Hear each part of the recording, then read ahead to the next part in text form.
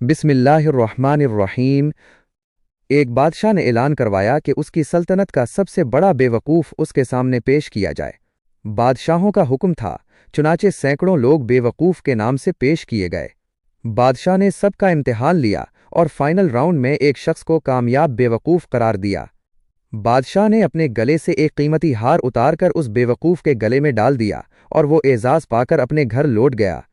काफी अरसे बाद वो बेवकूफ बादशाह से मिलने के ख्याल से आया। बादशाह इस वक्त मर्जुल मौत में आखिरी सांसें ले रहा था। बादशाह को बताया गया और उसने मुलाकात की इजाजत दे दी। बेवकूफ हाजिर हुआ और बोला, बादशाह सलामत, आप लेटे हुए क्यों हैं? बादशाह मुस्कुराया और बोला, मैं अब उठ नहीं सकता क्योंकि मैं एक ऐसे सफर पर जा रहा हूं जहां से वापसी नहीं होगी और वहां जाने के लिए लेटना जरूरी है। बेवकूफ ने हैरत से पूछा, वापसी नहीं आना? क्या हमेशा वहीं रहना है? बादशाह बेबसी से बोला, हाँ, हमेशा वहीं रहना है।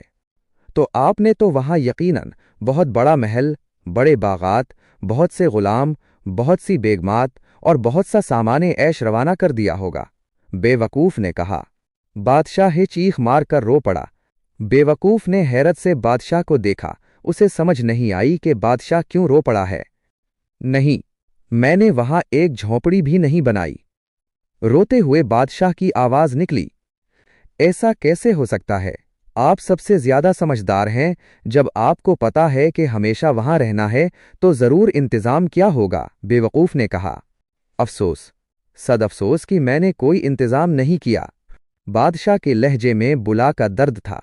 बेवकूफ उठा, अपने गले से वो हार उतारा और बादशाह के गले में डालकर बोला, तो फिर हजूर, इस हार के हकदार आप मुझसे ज्यादा हैं। में एक और निहायत ही सबक आमोज वाकया बयान किया गया है कि असफहान का एक बहुत बड़ा रईस अपनी बेगम के साथ दस्तरखान पर बैठा हुआ था जो अल्लाह की नेमतों से भरा हुआ था। इतने में एक फकीर ने सदा लगाई कि अल्लाह के नाम पर कुछ खाने के लिए दे दो। उस शख्स ने अपनी बीवी को हुक्म दिया कि सारा दस्तरखान उस फकीर की झोली में डाल दो। औरत ने हुक्म की तामील की।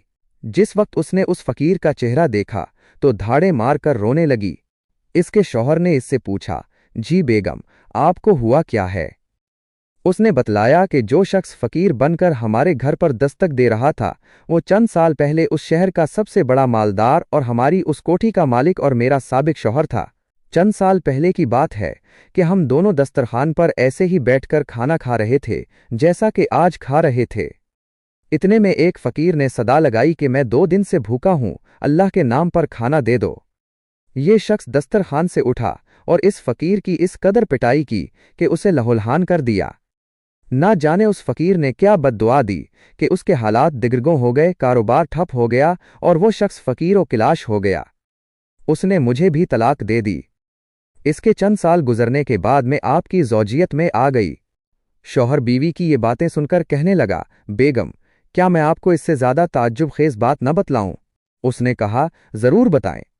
शौहर कहने लगा, जिस फकीर की आपके साबिक शौहर ने पिटाई की थी वो कोई दूसरा नहीं बल्कि मैं ही था।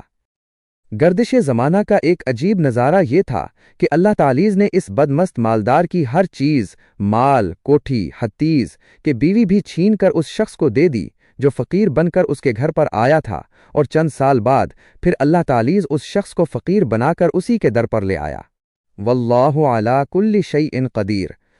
तारीख़ ऐसे इबरत आमोज़ वाक़यात से भरी पड़ी है, बस इंसान इससे इबरत हासिल नहीं करता। क्या आप मज़ीद ऐसी इस्लामी कहानियाँ सुनना पसंद करेंगे?